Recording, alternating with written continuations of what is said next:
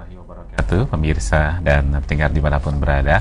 Alhamdulillahirrabbilalamin, puji syukur kehadirat Allah Subhanahu wa Ta'ala. Sore yang indah ini kembali kita dapat bersua di kesempatan hari ini, Senin 25 Syaban 1435 Hijriah atau 23 Juni 2014. Dari studio bersama saya Ali Rahman hingga usia pukul 17 nanti kita akan belajar bersama sore ini dalam gelaran risalah tafsir. Tentu di kesempatan sore ini kita masih dibimbing bersama Ustadz Ahmadi. Assalamualaikum warahmatullahi wabarakatuh, Ustadz. Waalaikumsalam warahmatullahi wabarakatuh. Alhamdulillah, kabar sehat, Ustadz? Alhamdulillah sehat, insyaallah. Ya, pemirsa dan pendengar, kita akan beri kesempatan Anda untuk bergabung pada sesi yang kedua tamu. Namun sebelumnya kita akan simak terlebih dahulu paparan awal dari Ustadz Ahmadi sore hari ini. Assalamualaikum warahmatullahi wabarakatuh. Innal hamdalillah nahmaduhu wa nasta'inuhu wa nastaghfiruh wa na'udzu billahi min shururi anfusina min sayyiati a'malina may yahdihillahu fala mudilla lahu wa may yudlil fala hadiya lahu. Asyhadu an la ilaha illallah wahdahu la syarika lahu wa asyhadu anna Muhammadan 'abduhu wa rasuluh. Allahumma shalli wa sallim wa barik ala Muhammadin wa ala alihi wa ashabihi ajma'in, amma ba'du. Qala ta'ala fi kitabil karim, a'udzu billahi minasyaitonir rajim. Ya ayyuhalladzina amanu taqullaha haqqa tuqatih wa la tamutunna illa wa antum muslimun.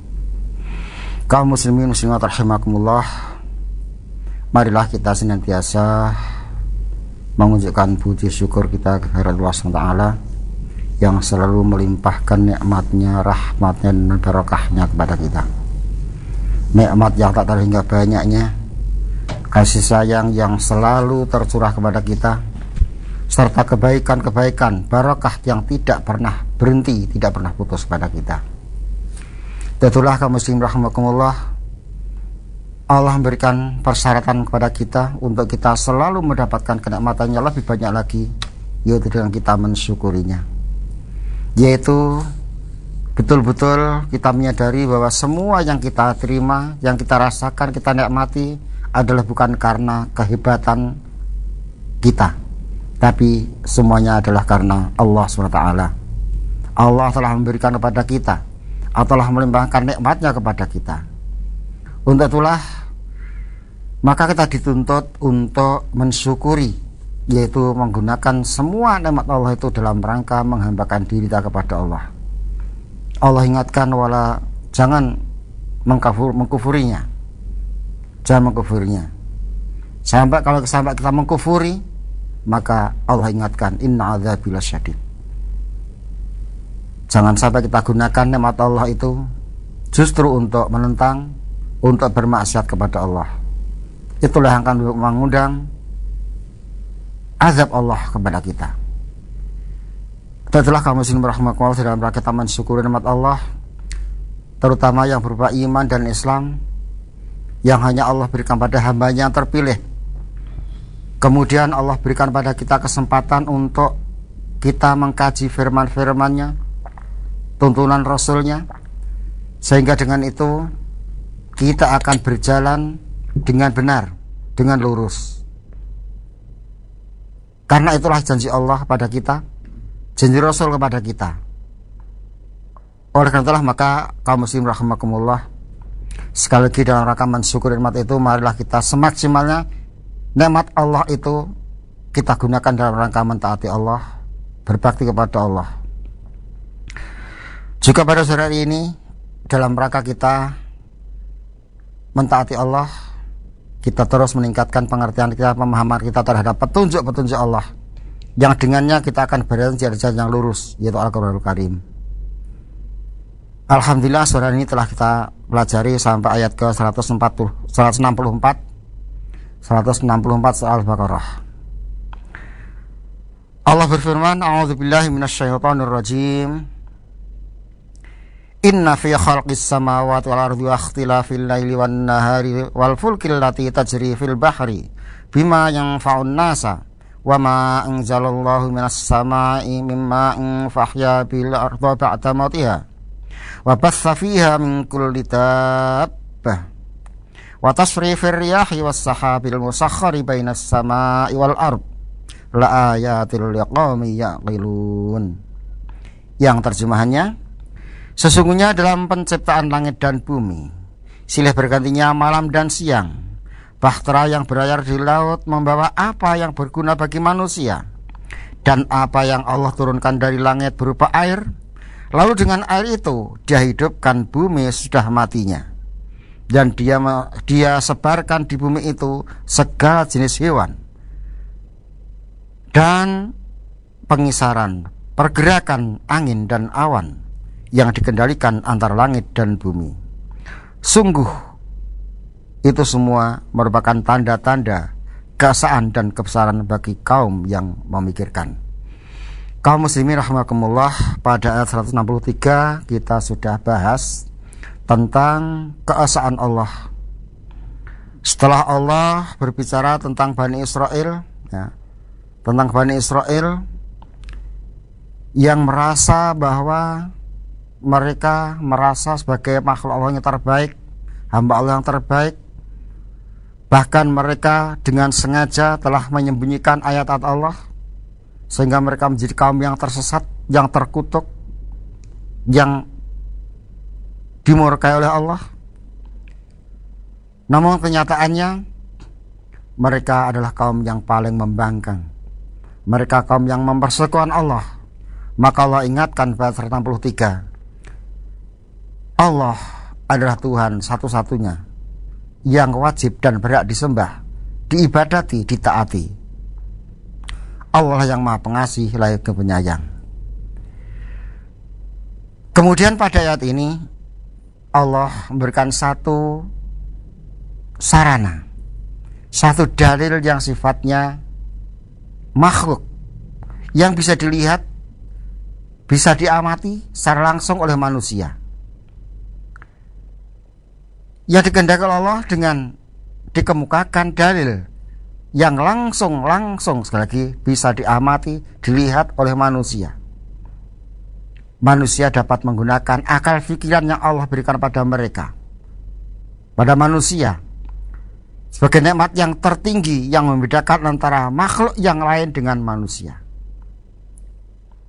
Sehingga dikehendaki dengan melihat kejadian-kejadian yang ada di alam ini, yang diciptakan oleh Allah, dikehendaki mereka terbuka hatinya, terbuka akalnya untuk memahami siapa Tuhan yang sebenarnya, siapa yang menciptakan itu semuanya, dan apa kewajiban kita. Maka pada akhirat ini dikatakan oleh Allah, itu semuanya adalah tanda-tanda keesaan, kebesaran, kemaharahim-rahmannya Allah, rahman-rahimnya Allah, hanya bagi orang-orang yang bisa menggunakan akal. Di ayat yang mengatakan leulil albab, untuk orang yang menggunakan akal pikirannya dengan benar. Oleh karena itulah maka kaum muslimin rahimakumullah, sekalipun ayat-ayat makhlukat yang terbentang di sekitar kita, bahkan yang ada pada diri kita sendiri, wa fi anfusikum afala tubsirun, Allah tanyakan pada kita, apakah yang ada pada dirimu kalian tidak melihat, tidak memperhatikannya? Jadi semua kejadian yang ada di sekitar kita, yang merupakan ciptaan Allah yang luar biasa, yang manusia dengan akalnya tidak bakal mampu memahami secara keseluruhan, dikehendaki Allah. Dengan itu sekali lagi, orang yang mau menggunakan akalnya dengan benar akan menjadi orang yang beriman, percaya kepada Allah, berbakti kepada Allah, dan hanya menyembah kepada Allah. Maka orang yang tidak menggunakan akalnya dengan benar, sekalipun mereka setiap hari bergelut dengan alam, dengan segala keistimewaan dan keluar biasaannya,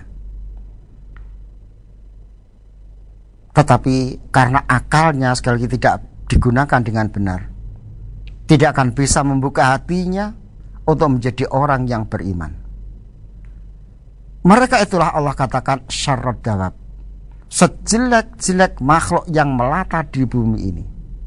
Allah jadikan manusia, Allah berikan akal pikiran yang sempurna. Allah telah berikan sarana untuk menggugah akalnya, sehingga mengerti siapa dirinya, siapa penciptanya, dan siapa pencipta alam semesta ini. Maka kalau ini semua tidak mampu menggugah hatinya, akhirnya menjadi orang beriman, Allah katakan syarrud dawab. Dalam surat Al-Anfal ayat 22 dan 55, Allah katakan syarrud dawab adalah orang-orang yang peka, bisu, akalnya tidak digunakan sehingga tidak menjadi orang beriman. Oleh karena itulah kaum muslimin rahimakumullah, pada ayat ini dengan segala ciptaannya Allah kemukakan kepada kita yang semuanya luar biasa. Penciptaan langit dan bumi secara sederhana bagi orang yang akalnya masih sangat rendah, ilmunya sangat rendah sekalipun, ketika mengamati yang ada di bumi ini saja, jangan lagi yang di atas, yang di langit, yang di dalam bumi, yang ada di permukaan bumi yang setiap hari kita hidup di dalamnya. Ini pun sudah luar biasa, luar biasa. Ketika kita menanam satu tanaman dalam satu pot dengan air yang sama, dengan tanah yang berbeda, bisa menghasilkan rasa yang berbeda, bentuk yang berbeda, semuanya serba beda. Kalau kita melihat diri kita manusia ini, luar biasa, tidak satu pun yang sama. Allah tidak pernah kehabisan model untuk buat manusia. Begitu juga kehidupan yang ada di bumi ini, apalagi sampai kita melihat ke atas yang miliaran dengan triliunan, Allah ciptakan benda-benda di angkasa sana, mataharinya, planetnya, bintang-bintangnya, yang semuanya berjalan rapi, tidak pernah berbenturan, tidak pernah saling merusak dan sebagainya. Semua berjalan dengan teratur, bukan 1-2 tahun, tapi miliaran tahun. Yang bisa berbuat seperti itu, bisa mengatur seperti itu, tentunya bukan sembarang. Allah lah yang Maha Tunggal, yang esa, yang Maha Kuasa, yang segala maha dimilikinya. Maka Allah gugah manusia yang mau menggunakan akalnya supaya berpikir, memikirkan itu semua. Wakhtilafil laili wan nahar, pergantian malam dan siang. Pergantian malam dan siang yang sangat teratur, yang mempengaruhi juga keadaan manusia. Kenapa di malam hari terasa kantuk, di siang hari tidak? Begitu juga semangat kerja berbeda. Ini semuanya karena apa? Sebagai tanda kekuasaan Allah. Perbedaan siang dan malam, perbedaan cuaca, angin dan sebagainya. Begitu juga Allah katakan di sini, bahtera, kapal-kapal besar yang berlayar di lautan sana, yang sangat berat tapi bisa terapung, bisa menyelam, bisa timbul lagi. Semua dalam rangka digunakan oleh manusia untuk mencukupi kebutuhan hidupnya. Luar biasa. Allah berikan satu contoh untuk kita pikirkan. Siapa yang membuat seperti itu? Allah turunkan air hujan dari langit. Masya Allah, kalau kita berpikir sedikit saja, ketika hujan turun sangat lebat, kemudian sebentar ditahan, apakah air di atas, di langit di atasnya habis? Tidak. Begitu sebentar turun lagi, hilang lagi. Bukan habis, tapi ditahan. Siapa yang menahan air untuk tidak turun itu? Masya Allah. Kita tahu betapa besar volume air yang ada di atas kita sana. Begitu turun dalam jangka yang terbatas saja, mampu menutup bumi, menjadikan banjir yang luar biasa. Siapa yang menahan air yang di atas sana, yang air itu tidak jatuh? Itu semua adalah aturan Allah, hukum Allah. Tapi kadang manusia tidak berpikir ke sana. Yang dilihat adalah apa yang ada, hujan selesai. Dengan air hujan, bumi yang tadinya mati, kering, menjadi hidup. Begitu kita mengalami musim kemarau, Masya Allah, kita lihat saudara kita, bahkan mungkin kita, ketika musim kemarau panjang, di depan kita, di halaman kita, kita siram dengan air dari sumur dan sebagainya. Di situ tidak akan tumbuh rumput-rumput, tidak. Tumbuh-tumbuhan di sekitarnya juga tidak akan tumbuh. Walaupun setiap hari kita siram dengan air mungkin dari parit atau dari sumur. Tapi luar biasa, ketika hujan turun, walaupun belum deras, sedikit hujan, begitu rumput tumbuh luar biasa. Ini suatu perbedaan, suatu kejadian luar biasa. Jadi dengan air hujan itu betul-betul Allah menghidupkan bumi yang telah tadinya mati karena kekeringan. Kita siram hanya sekedar mempertahankan hidup. Tanaman-tanaman, hiasan di pinggir-pinggir jalan setiap hari disiram oleh mereka yang menjadi tugasnya menyiram, tapi tidak tumbuh, bertahan untuk hidup. Tapi begitu air hujan turun, Masya Allah, daun-daun muda semuanya tumbuh terus berbunga, luar biasa. Inilah Allah sekali lagi. Ya. Kemudian Allah katakan, wa batha fiha min kulli dabbah. Allah sebarkan bermacam ragam jenis hewan yang luar biasa. Masing-masing hewan satu jenis saja dengan bermacam-macam ragamnya, yang mungkin tidak bisa kita menghitung macam ragamnya hewan. Yang semuanya itu Allah yang memelihara, Allah yang menciptakan, Allah yang mencukupi kebutuhannya, Allah yang memberikan segalanya. Allah cukupi semua kebutuhan hewan-hewan itu semua, yang kecil, yang besar, yang dikenal, yang belum dikenal, yang di darat, yang di laut, semuanya Allah ciptakan, dan Allah yang mencukupi rezekinya.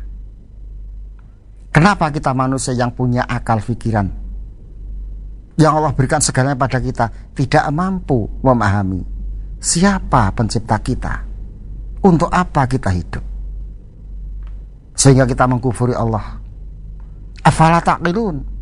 Apa kalian tidak menggunakan akal? Kemudian wa tasrifir riyah was-sahabil musakhkhari bainas sama'i wal ard. Allah menghembuskan, memindahkan pertukaran antara angin ke utara, ke selatan. Begitu angin berembus, ada yang membawa awan, akhirnya turun hujan di tempat yang lain, di tempat yang lain tidak. Begitulah luar biasanya, Masya Allah. Ini semuanya aturan Allah. Aturan Allah. Kadang kita mendengar usaha kita manusia ini, ketika kemarau panjang, ingin membuat hujan, nah, dengan menembak dengan zat garam atau apa,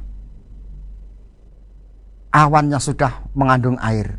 Namun kenyataan antara hasil dengan biaya yang dikeluarkan tidak seimbang. Tapi kita tidak sadar betapa ketika Allah menurunkan hujan, kita tidak memerlukan sedikit pun pembiayaan. Semuanya jadi hidup. Inilah rezeki dari Allah, nikmat dari Allah yang kadang kita lupa. Mungkin karena kita sudah hidup di daerah yang sangat menyenangkan seperti ini, semuanya serba ada.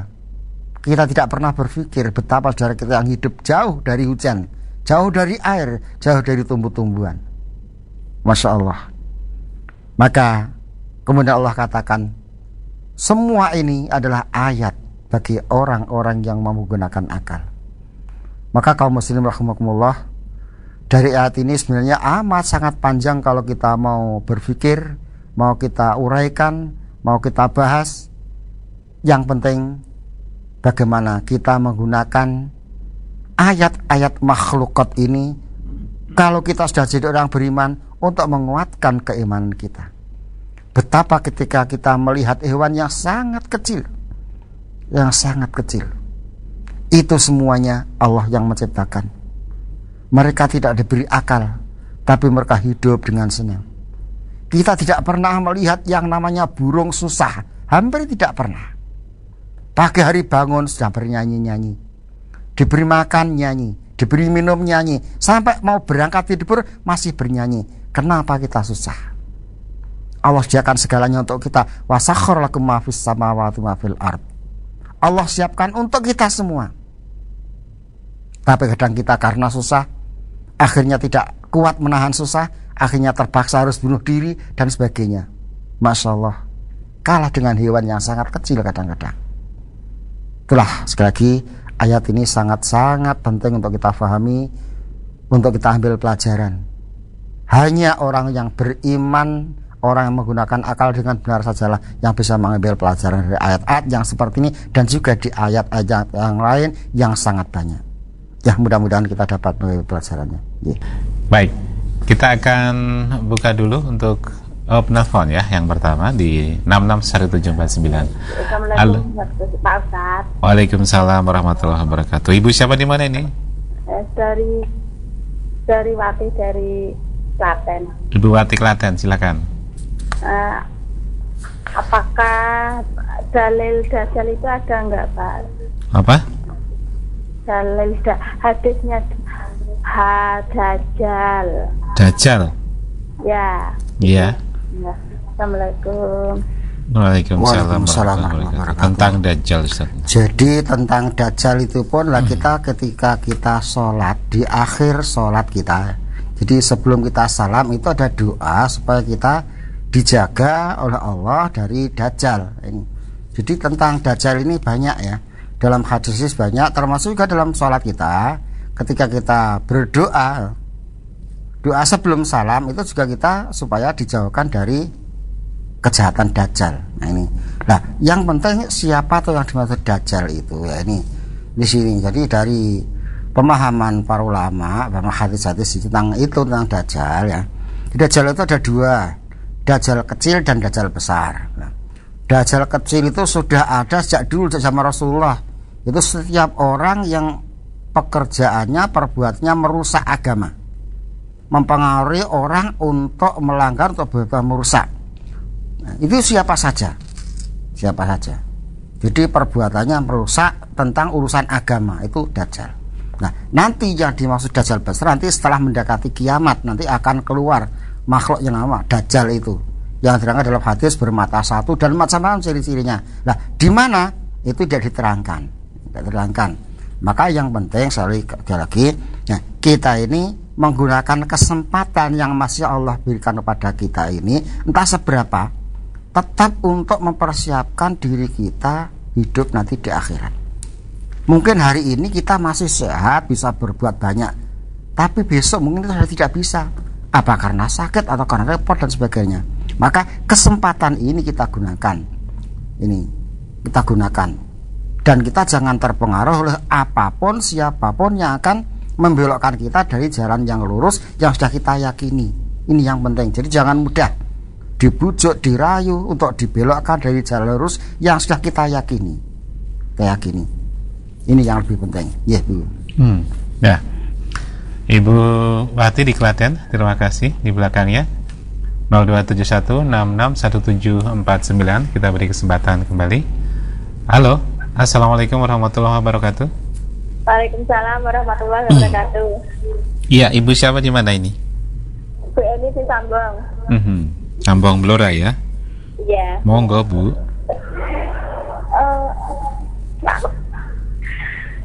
Surat yang menerangkan tentang larangan itu mengolok-olok itu loh, Ustaz.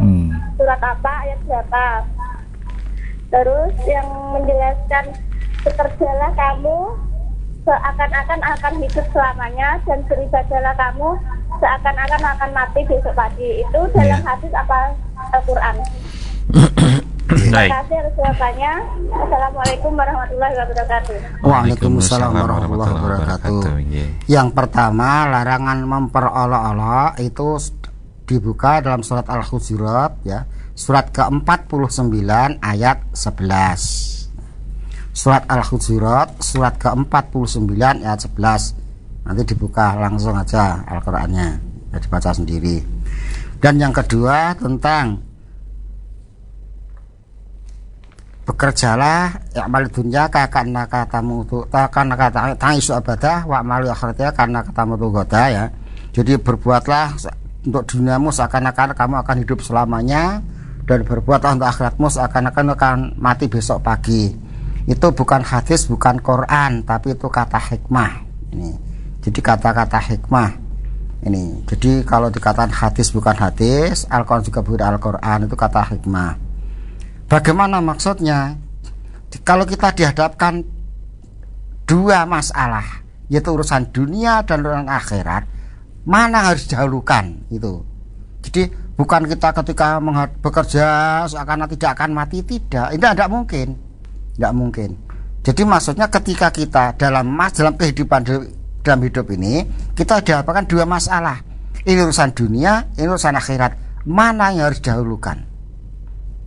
Masalah dunia besok masih banyak waktu, tapi akhirat waktunya sangat terbatas, sangat terbatas. Jadi sholat asar waktunya terbatas sampai terbenam matahari habis. Tapi untuk bekerja besok masih banyak waktu. Nah ini, jadi maksudnya seperti itu. Jadi dahulukan kepentingan akhirat daripada kepentingan dunia ketika itu bertemu dalam satu keadaan. Ini maksudnya seperti itu. Oke. Ya, itu Ibu Eni di Sambong. Kita ke SMS dari Ari di Klaten. Ustadz, apa yang dimaksud orang rugi? Apa orang yang kita sakiti apabila tidak memberi maaf pada kita? Oh, yang kedua nih. Apa orang yang kita sakiti apabila tidak memberi maaf pada kita, Allah juga tidak memberi ampunan kepada kita, Ustaz? Ada dua pertanyaan berarti ini, Ustaz. Ya. Jadi orang yang rugi itu, ya, yang banyak Al-Quran sebutkan orang-orang rugi, ciri-cirinya. Yang pertama, tidak pandai menggunakan waktu, kesempatan, ya.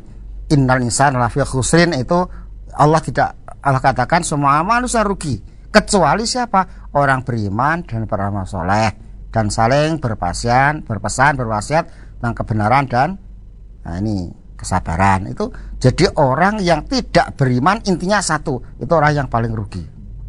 Ini jadi orang yang beriman tidak pernah rugi. Nah, orang yang tidak beriman itu orang yang rugi. Ini yang pertama. Yang kedua, kalau sudah namanya iman pasti amal soleh. Ada orang yang beriman tapi malas beramal soleh, ini rugi. Lah, orang yang paling rugi menurut Allah ini orang yang merasa benar padahal dia berbuat salah. Nah, ini. Jadi orang yang berbuat salah tapi merasa benar, ini yang paling rugi. Karena orang seperti itu tidak bisa diingatkan. Jadi diberitahu malah memberitahu, diingatkan malah mengingatkan. Nah ini. Jadi al-sarina amala alladzina dhalla sa'yuhum fil hayatid dunya wa hum yahsabuna annahum yuhsinuna sun'a, dalam surat Al-Kahfi 103 104. Jadi orang yang salah, tersesat, ya, dalam perbuatan di dunia ini tapi dia merasa benar. Ini salah tapi merasa benar. Nah, orang seperti ini sulit gitu loh. Jadi diingatkan malah mengingatkan, diberi bicara malah mulang. Lah ini. Maka kapan benernya? Maka orang yang paling rugi itu orang yang seperti itu. Jadi orang yang rugi itu orang yang tidak beriman, itu orang yang rugi. Karena apa? Kita hidup di dunia ini sebentar sekali. Kalau kita sampai tidak punya iman, kita mati nanti masuk neraka khalidina fiha. Selama kita hidup di dunia ini, ya, sekalipun kita berbuat baik luar biasa kepada manusia, tapi kalau tidak punya iman, kebaikan kita ini tidak akan dinilai oleh Allah. Karena apa? Kita tidak bisa berbuat baik kepada Allah yang menciptakan kita. Allah yang menciptakan kita, Allah yang memberikan segala kebutuhan kepada kita, justru kita tidak imani, tidak kita percaya, tidak kita ikuti. Tapi orang lain yang tidak punya apapun pada kita, tidak berbuat baik pada kita, kita perbaiki, kita berbaik pada mereka. Nah, kebaikan itu bagi Allah tidak dinilai apapun.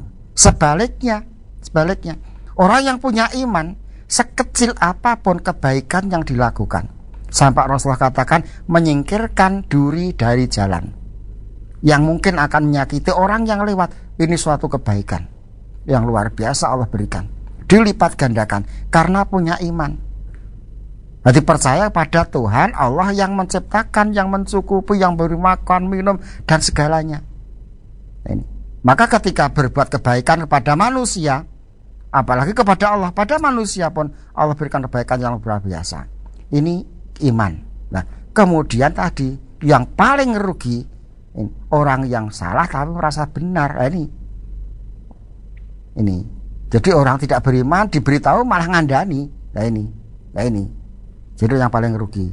Ya, mudah-mudahan dapat difahami. Ya. Baik. Kita ke SMS berikutnya. Yang kedua dari Ibu Dewi di Sedayu. Ustaz mau tanya, apabila kita puasa Ramadan naik kendaraan tapi dalam perjalanan muntah karena mabuk naik bis, itu apa bisa membatalkan puasa kita, Ustaz? Ya. Jadi kita kembali pada apa yang membatalkan puasa ya. Jadi yang membatalkan puasa itu makan, minum dengan sengaja. Jadi memasukkan apa saja lewat mulut, lewat tenggorokan kita, baik itu benda padat atau cair gitu, dengan sengaja. Jadi makan, minum dengan sengaja. Ini yang pertama. Jadi kalau makan, minum karena lupa tidak sengaja, itu pun tidak membatalkan puasa kita. Jadi makan, minum dengan sengaja. Jadi ketika kita berpuasa, kalau makan, minum, walaupun hanya setetes air atau sesuap nasi, atau mungkin hanya ya sekecil apapun makanan itu, tapi dengan sengaja, berarti puasa kita batal. Nah, membatalkan puasa dengan sengaja tanpa alasan dibenarkan, bukan karena sakit, bukan karena musafir, bukan karena sangat terkosong. Nah, ini puasa itu tidak bisa diganti dengan berapapun ini. Dan yang kedua, ketika seorang wanita datang bulan, puasanya batal. Nah ini, jadi di tengah hari kemudian datang bulan, maka puasanya batal, tidak boleh dilanjutkan. Nah, itu saja yang membatalkan puasa. Selain itu tidak membatalkan puasa. Jadi mungkin karena mabuk, naik kendaraan, atau karena tidur, atau karena kemudian ketika mandi telinganya kemasukan air dan sebagainya, itu semua tidak membatalkan puasa. Nah, jadi tadi kalau kita karena naik kendaraan kemudian muntah, itu tidak membatalkan puasa. Tapi kalau kemudian muntah karena minum itu yang jadi batal puasanya. Begitu, Ibu. Ya. Kita kembali ke telepon 0271661749. Anda yang akan bergabung kita terima. Halo, assalamualaikum warahmatullahi wabarakatuh. Waalaikumsalam warahmatullahi wabarakatuh. Ya, Ibu siapa di mana? Ibu Ani di Bunda. Ibu Ani. Tentang rahasia kebohongan akan dibongkar oleh Allah tanpa disadari, itu surat dan ayat berapa ya, Pak? Gimana? Itu saja, Pak, pertanyaan saya. Belum jelas, Ustaz. Ibu bisa diulang. Tentang rahasia kebohongan itu akan dibongkar oleh Allah secara sekonyong-konyong tidak sadar, itu di surat ayat dan berapa ya, Pak? Surat dan ayat berapa? Maksud, Ustaz? Itu saja, Pak. Terima kasih. Assalamualaikum. Waalaikumsalam warahmatullahi wabarakatuh. Ya, bisa dibuka dalam surat Ibrahim, surat Ibrahim, surat yang ke-14 ya, ke-14 ayatnya 42 ya. Surat Ibrahim surat ke-14 ayatnya 42. Monggo dibaca sendiri nanti. Ya, monggo. Baik. Di belakangnya kembali 0271661749. Assalamualaikum warahmatullahi wabarakatuh. Ya, kita ke SMS di 08139389.000. Berikutnya dari nomor 4 ini, Mas. Nomor 4 ini dari Ustadz, jika memberikan sesuatu ke orang lain merasa tidak pas dengan yang saya inginkan setelahnya, mereka merasa ingin mengulanginya tetapi tidak saya lakukan, apakah saya termasuk berjanji yang harus dipenuhi, Ustadz? Dan apakah saya berdosa jika tidak menepatinya? Dan apakah itu termasuk perasaan was-was saja, Ustadz? Mohon penjelasan dan nasihatnya supaya saya bisa tenang, Ustadz. Iya. Jadi kalau kita memberikan sesuatu kepada seseorang, kemudian setelah itu kita merasa yang diberikan tadi kurang pas, mungkin kurang baik atau kurang banyak, kemudian ingin mengulangi, hanya ingin mengulangi, ya bukan berjanji namanya ya. Kecuali kalau berjanji nanti kalau tidak pas saya akan memberi lagi ya. Jadi itu hanya perasaan kita saja, Jadi merasa tidak pas, mungkin yang diberi sudah tidak ada masalah, mungkin sudah merasa bersyukur, berterima kasih, hanya kita saja mungkin tidak merasa, yang merasa kurang pas dan sebagainya. Yang seperti itu ya, itu ya jangan diperturutkan. Kalau kita mau memberi ya tadilah, maka Rasulullah juga, bahkan Allah juga memberikan satu pelajaran pada kita. Jadi kalau kita memberi itu sesuatu yang kita masih suka, masih senang. Ini. Jadi bukan memberikan sesuatu pada orang lain yang kita sudah tidak senang. Jadi kita tidak mau menggunakan, tidak suka, ini baru diberikan pada orang lain, jangan. Insya Allah kalau kita memberikan sesuatu yang kita sendiri senang, insya Allah yang menerima juga senang. Ini. Maka kalau kita memberikan sesuatu kemudian kurang pas rasanya, itu hanya rasanya saja, ya tidak termasuk janji, Ya. Kalau mau memberi lagi yang lebih baik lah, monggo kalau memang ada gitu ya, kalau memang ada ini. Ya begitu. Baik, kita beri kesempatan untuk penelpon atau di SMS berikutnya ya di 081393 89.000. Dari Ibu Tini di Kedangan, bagaimana Ustadz cara kita menghadapi ujian yang bertubi-tubi dan sangat berat, Ustadz? Iya. Jadi ketika kita menghadapi ujian ya, jadi yang perlu dicermati ya, ketika kita merasakan sesuatu penderitaan mungkin, apa saja yang kita rasakan, tidak senang, musibah umpamanya, kita jangan cepat-cepat merasakan bahwa ini suatu ujian ya, ujian. Jadi mungkin itu peringatan dari Allah karena kita salah ya. Karena kita banyak berbuat salah, kita banyak berbuat dosa, kita salah langkah, Allah berikan peringatan supaya kita tidak terlanjur, tidak kebablasan lah ini. Allah ingatkan ini. Jadi kalau kita belum baik, katakanlah gitu, di langkah kita masih kurang ajar, sudah pada Allah, kurang benar, kemudian kita dapat musibah, itu bukan ujian, itu peringatan dari Allah, peringatan dari Allah. Nah ini. Jadi jangan cepat mengatakan ujian. Jadi ujian itu Allah berikan pada orang yang beriman. Jadi orang sudah beriman, melaksanakan keimanannya, kemudian dapat cobaan, dapat rintangan, itu satu ujian dari Allah. Ini ujian dari Allah. Nah, jadi yang diuji itu orang-orang yang sudah baik, orang yang baik. Orang yang tidak baik kok diuji, tidak, diingatkan oleh Allah. Jadi kalau kita mendapatkan satu musibah, katakanlah, dua alternatifnya, kita lihat pada diri kita dulu. Apa kita sudah lurus, sudah baik dalam kita melangkah, baik pada Allah, pada orang tua, dan sebagainya, pada tetangga kita. Kalau itu semua sudah baik, ini ujian. Nah, kalau ujian itu Allah berikan pada hambanya, itu pasti akan menaikkan derajat kita. Jadi Allah ingin menaikkan derajatnya, Allah akan menguji. Minimal Allah masih melihat, walaupun sudah baik masih ada kekurangan di sana. Maka untuk mengurangi, untuk menghilangkan kekurangan dosa itu, Allah hapus dengan berikan ujian. Dengan ujian itu, karena kita lulus, akhirnya dosa kita terampuni, derajatnya dinaikkan. Itu bagi orang yang beriman. Nah, tapi kalau kita masih, langkah kita masih banyak keliru, pada Allah juga belum taat, pada orang tua kita juga masih banyak tidak pas gitu ya, dengan masyarakat, dengan saudara kita juga masih belum baik, kemudian dapat musibah dan sebagainya. Nah, itulah peringatan dari Allah untuk kita perbaiki bagaimana hubungan dengan Allah, bagaimana dengan kedua orang tua, dengan tetangga, dengan keluarga dan sebagainya. Ini. Nah, maka sekali lagi, insya Allah kalau semua itu kita sadari, kita akan memperbaiki diri. Kalau sudah baik, berarti itu perlu kita tingkatkan kesabaran kita. Kita tingkatkan kesabaran kita, karena ujian itu sepasang dengan kesabaran. Kalau sabar berarti lulus ya. Jadi yang namanya sabar itu tidak terkencang dengan kondisi situasi bagaimanapun juga.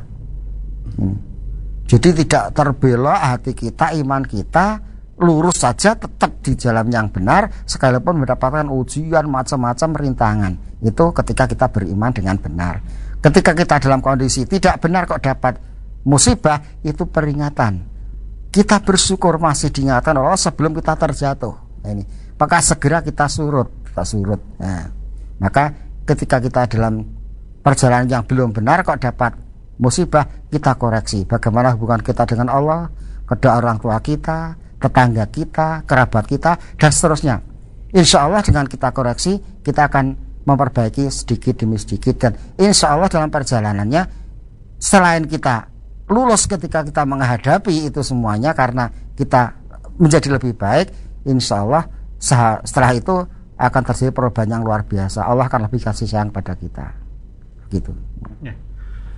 Baik, terima kasih Ustadz. Nampaknya tidak terasa kita sampai di penghujung acara hari ini. Terima kasih kepada Anda yang sudah berdatang masuk baik via telepon maupun SMS. Di penghujung Ustadz, sebagai kesimpulan dari perjumpaan sore ini, silakan. Ya.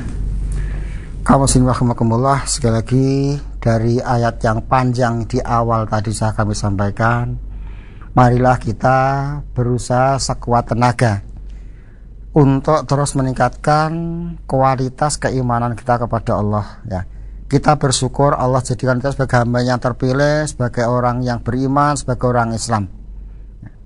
Ayat-ayat Allah yang tertulis maktubah ya, dalam Al-Quran semaksimalnya kita pelajari, kita fahami, kita jadikan pedoman dalam kehidupan kita. Kemudian kita lihat, kita perhatikan ayatul makhlukat, kejadian-kejadian yang ada di sekitar kita, baik alam ini, apapun kejadian yang terjadi di depan kita, di samping kita, yang kita lihat, kita dengar ya. Itu semuanya merupakan satu ayat ya, tanda-tanda kekuasaan Allah, tanda-tanda maha kasih sayangnya Allah kepada kita. Kalau itu suatu kejadian yang mungkin merugikan, mungkin tidak baik, suatu peringatan bagi kita. Kenapa itu terjadi? Bagaimana kalau terjadi pada diri kita? Kita lihat ada orang, Masya Allah, katakanlah bahasa kita nih, botangi siang malam mengumpulkan harta, begitu terkumpul terbakar. Itu dunia. Itulah. Jadi kadang berusaha mati-matian, belum bisa menikmati, sudah hilang. Itu dunia. Maka kalau manusia yang sadar tidak akan mempertahankan dunia, memperjuangkan dunia semata, tapi bagaimana akhirat yang khalidina fiha itu yang harus jadikan tujuan hidupnya. Jangan sampai kesempatan sekecil apapun kita melupakan bahwa kita ini akan mati, dan setelah mati kita akan hidup lagi untuk kehidupan yang kekal abadi. Dunia kita tinggalkan segalanya. Mungkin dunia yang meninggalkan kita, atau kita meninggalkan dunia ini cepat atau lambat. Ini yang penting. Sekali lagi mudah-mudahan kita belajar pada sore ini menambah keimanan kita, ketakwaan kita kepada Allah, sehingga nikmat Allah yang Allah berikan pada kita berupa kesempatan ini kita mampu mensyukurinya dengan menggunakan dengan sebaik-baiknya. Baik, insya Allah bermanfaat untuk kita semuanya. Dan sampai di sini keadaan risalah tafsir menemani Anda dari studio Syarif Rahman dan seluruh kerabat kerja yang bertugas mohon undur diri. Terima kasih atensi Anda. Subhanakallahumma wa bihamdika asyhadu an la ilaha illa anta astaghfiruka wa atubu ilaik. Assalamualaikum warahmatullahi wabarakatuh.